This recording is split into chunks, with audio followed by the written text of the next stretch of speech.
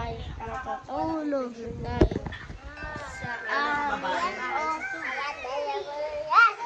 natitigasan ka.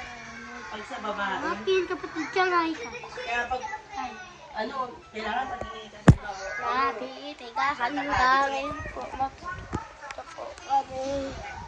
Sila po kayo pero kakagising ko lang po. Gabi lang. Alas 2 p.m. Pag-isip ko na natitigasan po. Matutulog po muna kami. Magkikita po tayo bukas. More mag-vlog po ito. Subscribe po. Like and subscribe. Gusto po mag-like and subscribe lang po kayo. Kasi po 8 subscriber lang po kayo gawin nyo. 1 million po. Promise.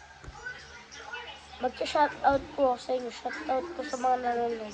Please subscribe.